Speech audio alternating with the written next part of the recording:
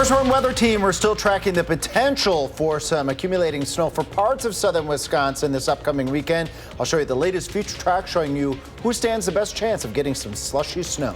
Plus, Monona police released new video of a recent chase that went through several counties. And later, data centers are becoming a hot topic here in Wisconsin. We take a deep dive into these facilities and why some people have concerns. And we welcome you to News 3 Now at 6. Good evening. Thanks for watching. I'm Eric Franke. And I'm Sarah Carlson. Some possible rain chances tomorrow. And yep, the possibility of snow over the weekend. We knew we would have it coming. The First Warn Weather Team has been tracking these systems all week long. And so for more, let's head straight to Chief Meteorologist Alex Harrington with the First Warn forecast. And yes, that word snow. Yes, that word snow. And we have 7-day precipitation chance graph up here in front of you. We have system number 1, Thursday night. That's going to be in the form of rain. But system number 2, which has a better chance of getting more of southern Wisconsin with precipitation, we're going to have a mix of rain changing over to some light snow potentially, and there could be some slushy snow accumulation. So the bottom line on that snow potential as we go into the upcoming weekend, well,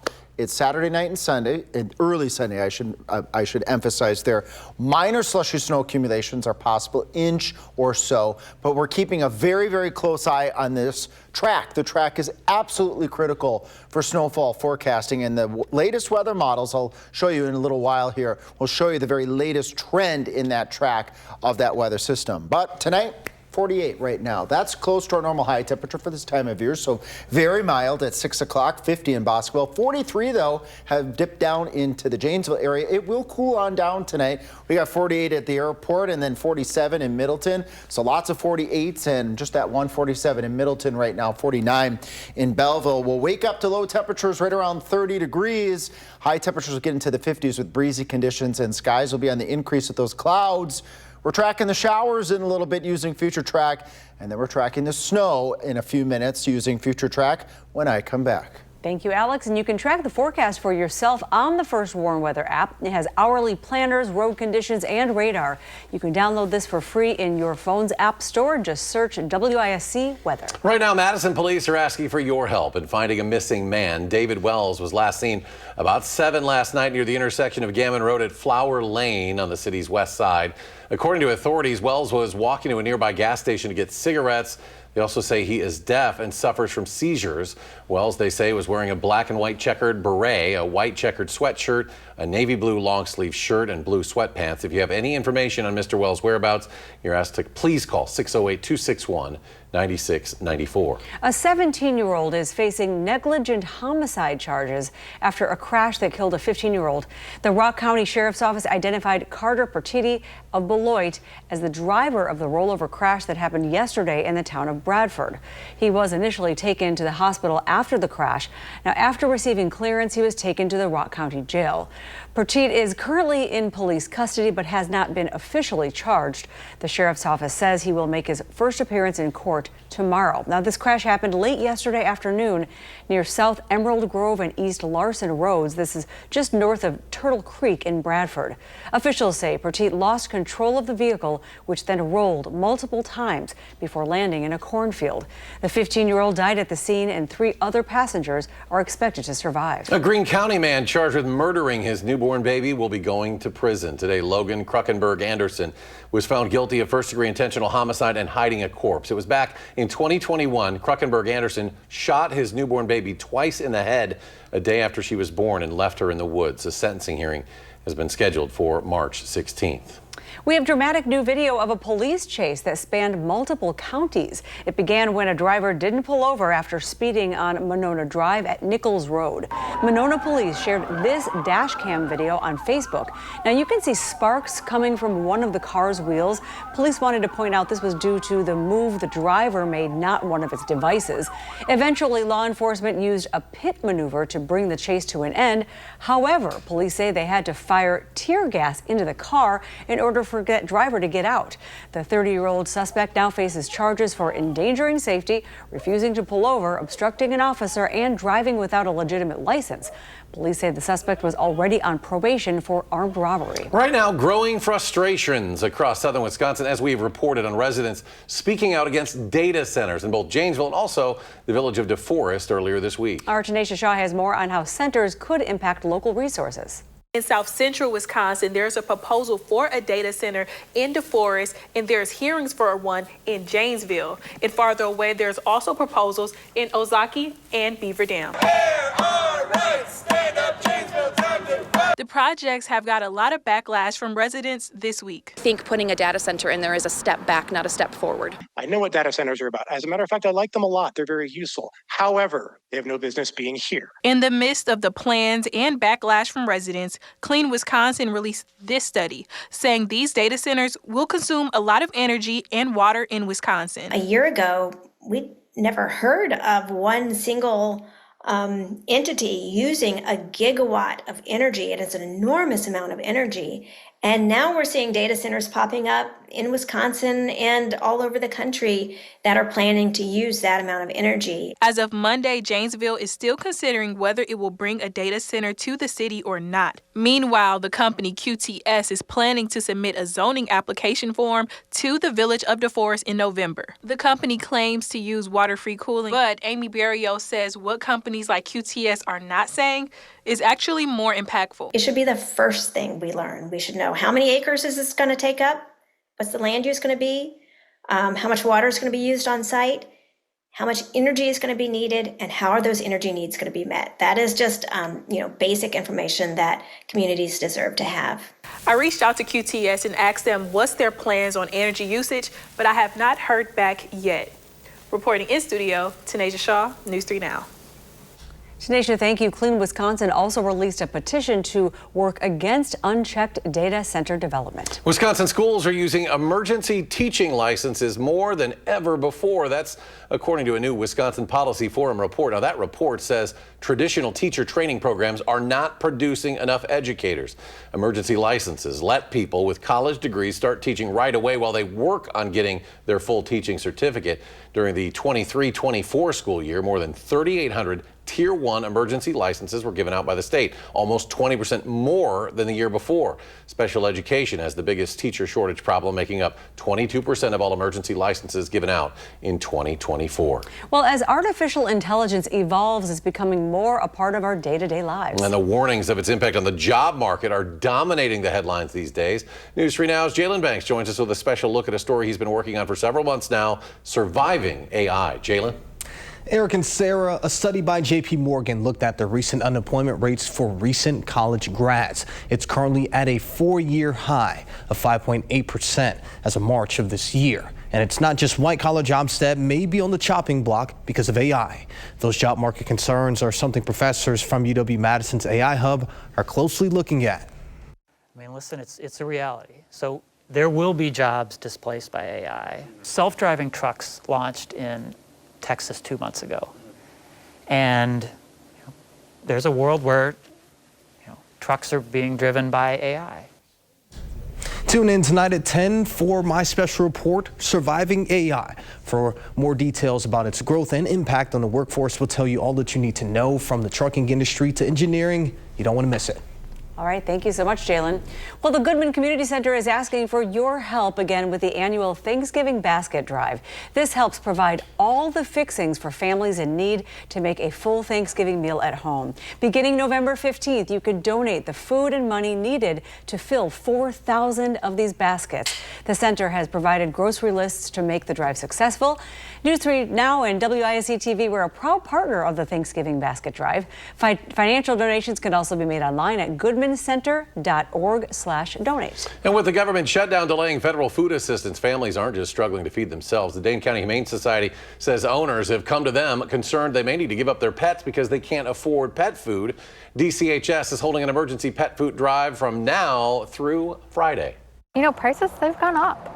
Not just for pet supplies, pet food, but also for their services and for human services and human food. So our community, they've been reaching out saying that they're struggling and we want to find a way to help them. We want to find a way to keep pets with their families that love them. The Humane Society will accept donations of unopened dog and cat food, both wet and dry, in addition to cat litter. Drop off your donations between 10 and 6 on those days at DCHS at 5132 Vogues Road. And for families who need supplies for their pets, DCHS will host a food pantry with the donated items on Saturday from 9 a.m. to noon at their barn. You can also make a donation online. And to do that, we have a link at this story posted on our website, channel3000.com. Well, coming up next, the latest recall that may make you want to check on your freezer. Plus, a seizure can manifest in different ways in a person with epilepsy. How remembering 3 simple steps can help save a life. Stay with us.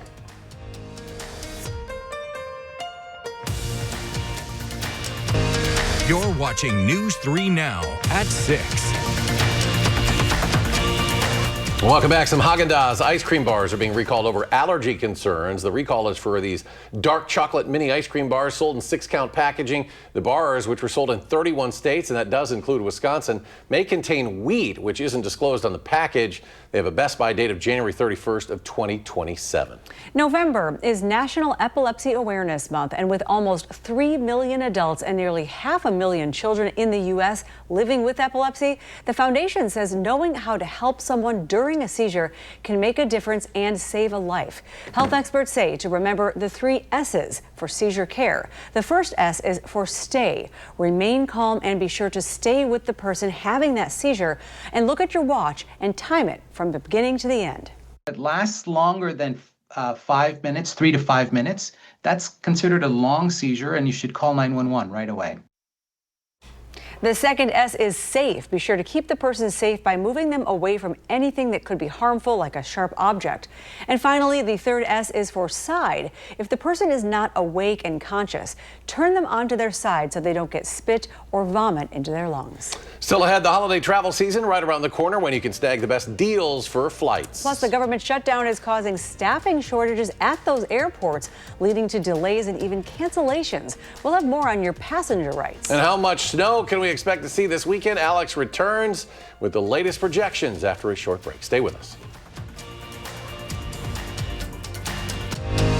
You're watching News 3 Now at 6.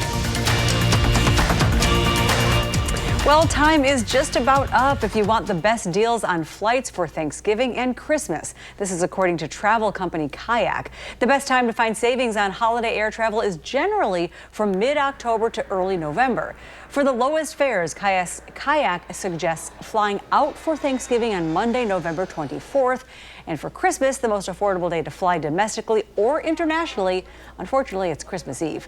Holiday travel set a record in the U.S. last year, and this year it's expected to surpass 2024 levels. Airports across the country are preparing for the upcoming holiday travel season, but passengers are being warned to expect even longer delays and disruptions during the government shutdown. So what do you do if your trip is impacted? Travel experts with Expedia recommend double-checking your airline's policies, but there are certain rights that every passenger has. Last year, the Department of Transportation launched a list of rules that protect passengers. Airlines must automatically issue a full refund if your flight is canceled or significantly changed. That means if your domestic flight is delayed by more than 3 hours and more than 6 hours for an international flight, you are entitled to a refund. We've come a long way in the last couple of years for passengers to have rights. It's more important than ever to book that first flight of the day and a direct flight if you can. Well, some other rights to know about. If you're flying domestically, airlines must deliver your checked bag within 12 hours of arrival or reimburse you for any checked bag fees. Also, if your flight is significantly delayed or canceled, you can ask the airline to give you meal vouchers or cover costs to stay at a hotel, but they are not required to do so. Airlines also have 7 business days to reimburse you on a credit card or 20 days for other payment methods. Well, for all of the holidays, we hope we don't get too much of this, but we are tracking snow this weekend. Alex, what are the latest models showing you now? Latest weather models still showing that rain-snow mix changing over to snow as we go through Saturday afternoon into Saturday evening. Let's get right at it. Farmers market time. So this is 9 o'clock in the morning on Saturday. Dry but cloudy, and the breezy conditions probably take a little bit longer to kick in on Saturday. But once we get to about 3:30 in the afternoon, you know what that time that is. That's a kickoff for the Badger game. We got a rain-snow mix and snow showers in southwest Wisconsin. As we move a little bit further forward with this weather system, what we've seen over the course of the past couple of hours here with Future Track is just a slight southward trend moving this snow a little bit further to the south. So areas from Delson to the northwest, you might skip out on some of this snow as we go into Saturday night. Areas from Madison down towards the Wisconsin-Illinois state line, still a good chance of seeing rain mixing with and changing over to some of that slushy snow. Gusty winds at the time of the Madison Marathon coming in out of the north and out of the west. And as we move through the daytime on Sunday, we could see some reinforcement of some of those snow showers popping up in the afternoon with gusty north to northwest winds. This weather system is very Clipper-like. So a Clipper system comes out of Alberta, Canada, and slips right south of Wisconsin. Our weather system is this green line here, and this is also a very similar Clipper-like feature. But the further south that this green line goes, that takes the snow further and further to the south. So we're keeping a very close eye on that track, which is one ingredient that is absolutely critical for getting a snowfall forecast right. But the bottom line on the snow, that's a lot of information, is Saturday night and early Sunday. That's that chance for the slushy snow accumulation, maybe upwards of an inch. An isolated 2 can't be ruled out. This would be mostly on grassy surfaces and on trees that still have leaves, but we're keeping a very close eye on that track. Keep tuning in for the very latest on that track and snowfall projections as we march a little bit closer to that event. Another weather system Thursday night brings us a chance for showers, and it will be all in the form of rain Thursday night. Couple showers, maybe a rumble of thunder right around 9:30 Madison, Monroe. Those showers get a little bit more organized as we head a little bit closer to midnight, but that's off towards the east of Madison, towards the towards Lake Michigan. Maybe a few more showers near Janesville over towards Elkhorn as we head towards 2 o'clock Friday morning. And then those showers are out of here. We clear out, partly sunny skies, a breezy day on Friday. High temperatures up near 60. Lows tonight right around 30. That's where we should be for this time of year, and highs in the 50s tomorrow with gusty winds out of the west and out of the northwest. And then those winds will turn to the south, I should say, on Thursday out ahead of that weather system. That weather system brings those showers Thursday night, and then doesn't matter if it's the Badger game, doesn't matter if it's Madison Marathon, doesn't matter if it's the Packers game on Monday. We're talking cool stuff all the way through and through. But as I said in the 5 o'clock newscast, I teased to this, as we go out to the middle and closer to the end of November right now, indications are, and this is a very high chance, that we will be warmer than normal in Madison, Wisconsin, and a good part of the country. So this little brief blip of winter is going to be brief by the looks of it. Winter's over in just a couple days. Just in 2 days. That wasn't much. I can handle that. You can do this. I don't even need a shovel. Yeah. You could keep dreaming. I know. Thanks, Alex. Coming up next in sports, the Packers look to tighten up their run defense as they get ready to take on the defending Super Bowl champs, the Eagles, in a Monday night showdown at Lambeau. We'll be right back.